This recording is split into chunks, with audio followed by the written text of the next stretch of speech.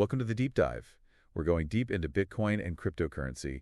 Early 2025, things are really heating up. We've got articles, reports, you name it, Forbes, the Economic Times, even some whispers straight from Capitol Hill. Yeah, it's crazy right now. We've got the market going wild, new laws being written, global trends are shifting. People are seriously talking about a U.S. Bitcoin reserve. Whoa, okay, slow down. Let's break this down. So Bitcoin around $100,000, big jump from below $50,000 at the start of last year. But is this rally going to last? Well, that's the million-dollar question, literally. And JP Morgan, yeah, those Wall Street guys, they issued a market warning. Didn't say exactly what's worrying them, but... That's ominous. Makes you wonder, right, peak before a crash or just the beginning? Exactly. And then you've got all this action in Washington. Senator Lummis, she's been a Bitcoin champion forever, pushing for new laws, you know? Yeah, I remember her bill. She wanted the U.S. to buy 1 million Bitcoin over 5 years. Pretty radical. Right, and there's this big Senate hearing coming up February 26th, exploring bipartisan legislative frameworks for digital assets. Frameworks, huh? Sounds serious. But what does this mean for regular people? You know, people who invested in crypto or are thinking about it. Honestly, it could go either way. More regulation, on the one hand, could stabilize the market, bring in those big institutional investors, which could boost prices. Right, make things a bit more predictable. Exactly. But too much regulation, well, that could stifle things, make it hard for smaller players to get in. We'll have to see what they come up with. So lots of unknowns there. But let's talk Pi Network. They finally launched, after what felt like forever, Open Mainnet, February 20th. PiCoin. It's on exchanges now. It's an interesting one, Pi. They pushing this idea of accessible crypto, right? Using, what do they call it? Web3 technology lets people mine coins on their phones for free. I've heard about that. No more energy-guzzling mining rigs. Yeah, no more of that. Over 60 million users already. Founded by Stanford PhDs, so people are paying attention. But man, that launch, up to $92, then boom, down 55%, back to around $30. Roller coaster much. Totally. Shows you how risky this market can be, especially with newer projects like Pi, no track record yet, And then there's the HTX situation. HTX? What happened? They delisted Pi Network's IOU token. Basically a promise of future value for a project they're working on. Value tanked, over 50% drop. Ouch. That's gotta hurt. So Pi's on some exchanges, yeah, but still seems kind of shaker. Yeah, exactly. And get this, even Binance, the biggest crypto exchange out there, they're holding a vote. The community gets to decide if they list PiCoin or not. Wow, that's a first, isn't it? What's that tell you about how the big players see Pi?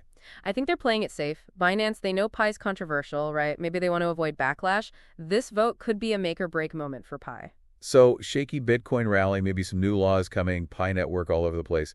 What's it all mean for crypto's future? Well, that's the big question, isn't it? Are these just random events, or is this a sign of some bigger shift happening? Hard to say for sure. But one thing's clear, the next few months, they're going to be huge for crypto. Buckle up, right? And then you've got former President Trump jumping into the mix. A crypto working group, they're going to look at, wait for it, a U.S. Bitcoin reserve? Yeah, crazy, right? Like the U.S. government holding Bitcoin. Like it holds gold. Could be huge for Bitcoin's legitimacy. I mean, think about it. Totally. And Michael Saylor, remember him, Mr. Bitcoin himself. Oh, yeah. Big-time Bitcoin guy. He's suggesting the U.S. buys 20% of all the Bitcoin out there. Whoa, that's a lot of Bitcoin. It's part of his plan, this $80 trillion roadmap. Make the U.S. the leader in the digital economy. He thinks a massive Bitcoin purchase is the way to do it. So we've got a potential U.S. Bitcoin reserve, a government buying spree, new regulations maybe on the way. It's a lot. What's the average person supposed to do? I think the most important thing is to stay informed. Think critically. Don't just follow the hype. Do your research. This stuff is changing the world right in front of us. Financial systems, technology, everything's getting reshaped. Exactly. And the decisions being made right now, they're going to affect all of us. All right, good point. We've focused a lot on Bitcoin in the U.S., but there's a lot more happening in tech and finance that could impact crypto. What else should we have on our radar? Well, keep an eye on India. Their electric vehicle market, it's exploding. Global EV makers, they're all rushing in, trying to get a piece of the action. Really, what's driving that, and how does that connect to crypto? It's a mix of things. The Indian government is pushing EVs, people are more concerned about the environment, and gas prices that keep going up. But the big picture is India's going all in on sustainable transportation, and that could have ripple effects in the crypto world. Interesting. How so? Think about it. Both EVs and crypto, they're challenging the old ways of doing things. They're about decentralization, sustainability. As they grow, they're going to intersect. Okay, I see what you mean. So like using blockchain to track EV charging, or maybe paying for charging with crypto. Exactly. Or even rewarding drivers for choosing eco-friendly options. The possibilities are endless. Bitcoin, U.S. government, Pi Network going haywire, EVs in India. It's a lot to keep track of. What's the common thread here? It's all about innovation. We're building a new digital economy, and it's happening right now. Global, decentralized, constantly evolving, tons of opportunity, but also lots of uncertainty and risk. True. So for our listeners, what stood out to you so far? What are your thoughts about the future of Bitcoin, crypto, and the whole digital economy? Where do you think we're headed? We'd love to hear your thoughts. Head over to our social media and let's talk. Right. And be sure to come back for part 2 of this deep dive. We're going to look at all these trends in more detail and check out some really cool technologies that are changing the game. Getting ready for this, I kept hearing this phrase, golden age for crypto. Even David Sachs, Trump's crypto guy, he used it. Golden age, huh? Is that just hype or is there something to it? There's definitely a ton of buzz, that's for sure. The tech's moving fast. More people are using crypto globally. Big names are getting involved. Governments, institutions, celebrities, you name it. But it's like any gold rush, right? Lots of speculation, big swings. Got to be careful. Sounds a bit like the Wild West out there. But for regular folks like us, what are the big developments, the stuff that could actually change how we live? One thing that's really cool is decentralized finance, DeFi. It's like imagined financial services, loans, investments, even insurance, but built on blockchain outside the traditional banks. So I could get a loan without a bank, invest without a broker. That's pretty wild. That's the idea. You're in control, no middleman, and because it's on blockchain, DeFi is super secure, way less fraud. I could see the appeal, especially for people who don't trust big institutions or can't access regular banking. But let's be real, crypto still have a bit of a, image problem, shady stuff, environmental worries, people think you need a get-rich-quick scheme. How do they fix that? Building trust is key. The whole industry needs to focus on real-world uses, things that show the value of blockchain and crypto. Like, imagine supply chains that are more secure and transparent, faster, cheaper payments across borders, even using blockchain to track your food or make sure a product is authentic. Right, show how it solves problems, makes life better, less hype, more substance. Exactly. Okay, so we've got DeFi, we've got this trust issue. Let's talk about the U.S. What role are they going to play in all this? We talked about Senator Lummis, her push for regulations, and Michael Saylor, his $80 trillion plan to make America digitally dominant. What's in that plan, and is it even possible? Saylor's plan is ambitious, for sure. But it boils down to a few things. He wants Bitcoin to be legal tender, like the dollar, then set up rules that encourage innovation but protect investors. And finally, huge government investment in Bitcoin and other digital assets. He sees it as a store of value, something that can boost the economy. Wow. So basically, go all in on Bitcoin. Make it a core part of the U.S. economy. Given the political climate, all the skepticism around crypto, is that realistic?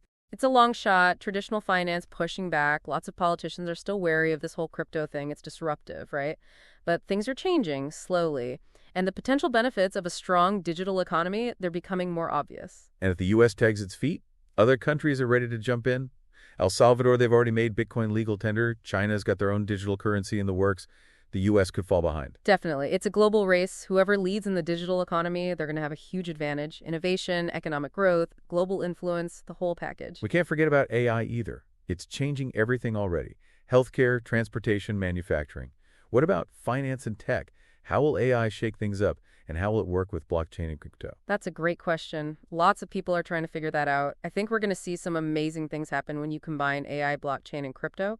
Imagine AI making blockchain even more secure and efficient, or using blockchain to build and launch AI applications safely. So like AI managing DeFi platforms or blockchain, keeping track of AI development. It's kind of mind-blowing. Yeah, totally. We're just starting to understand the possibilities. The next 10 years, things are going to get really interesting. Speaking of interesting, let's go back to the Pi network. It had a rough start, but people are still talking about it. It's accessible. You can use it on your phone. That appeals to people. Long term, what do you think? Is it worth the risk, or should people stick with the bigger established cryptos? Pi definitely tapped into something, this desire for a more inclusive crypto experience. They built a strong community, millions of users, but you've got to weigh that against the crazy price swings, HTX delisting their token, and the fact that we still don't know enough about their technology. So, classic risk-reward situation. If someone's thinking about investing in Pi, what do you call them? Same advice I give for any crypto investment. Do your homework. Understand the risks. Don't put in more than you can afford to lose. Crypto's volatile. Always be cautious. Solid advice. DeFi, a possible U.S. Bitcoin reserve, Pi's ups and downs, EVs in India. Lots going on. What's the main takeaway from all this? What do you want our listeners to remember? I think the big picture is we're in the middle of a huge transformation. The digital economy, it's changing the world. And the decisions we make now, they're going to affect all of us, big time. So stay informed, think for yourself, and talk about these technologies. They're important. Future's being written now, and we're all part of it. Well said. That wraps up part 2 of this deep dive, but don't go anywhere. In part 3, we're tackling the biggest questions facing the digital economy. We'll be looking at some cutting-edge tech that's really pushing the limits of what's possible. All right, we've covered a ton of ground. Bitcoin, DeFi, even AI. What's next? What's going to blow our minds in the future? What should we be paying attention to? We got to talk about the metaverse. Remember a couple years ago, it was all the rave? Well, it's back, and it's evolving like crazy. Metaverse, huh? I got to admit, I still think VR headsets, hanging out with avatars, that kind of stuff. What's different now? The tech's gotten way better. VR headsets are cheaper, easier to use, and augmented reality. That's blending the real world and the digital world in some pretty amazing ways. So it's not just about escaping into a virtual world anymore. It's more about bringing digital stuff into our real lives. Exactly. Imagine going to a concert with your friends, but everyone's in different parts of the world, all hanging out in your living room, but virtually. Or working on a project together, but in a virtual space that feels totally real. The metaverse could change everything, how we connect, how we work, even how we have fun. And what about the money side of things? I remember people buying virtual real estate, spending millions. Is that still happening? What other economic opportunities are popping up in the metaverse? The metaverse is creating a whole new economy with its own unique set of opportunities and challenges. Virtual real estate is still hot, and NFTs, those digital assets, they're opening up all sorts of possibilities for artists and creators. NFTs, right? Non-fungible tokens. Those are still a thing. Oh yeah, they're huge in the metaverse. They prove you own something digital, that it's authentic, that's crucial in a virtual world where anyone can copy anything. Okay, so how does this all connect back to blockchain and crypto? Are they all part of the same puzzle? Definitely. Blockchain is essential for the metaverse. It provides the foundation for secure transactions, ownership verifications, and building decentralized platforms. And cryptocurrencies, many metaverse platforms are using them as their main form of money. It's like they were made for each other. So the metaverse isn't just a tech thing. It's social, it's economic, it's creating new ways for people to connect, to be creative, even to make a living. That's pretty exciting.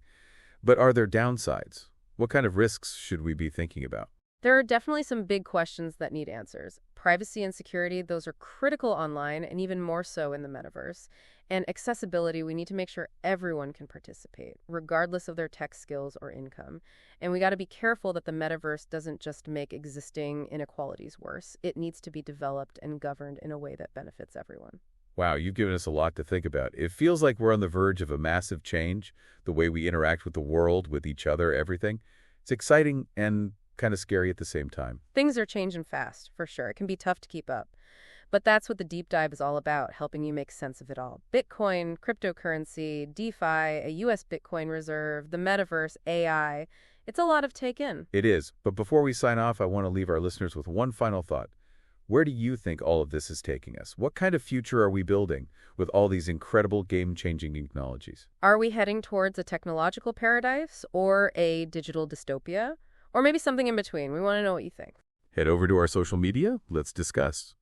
This deep dive has taken us deep into the heart of the digital revolution, exploring its potential and its challenges. It's an ongoing journey, and we're all on it together.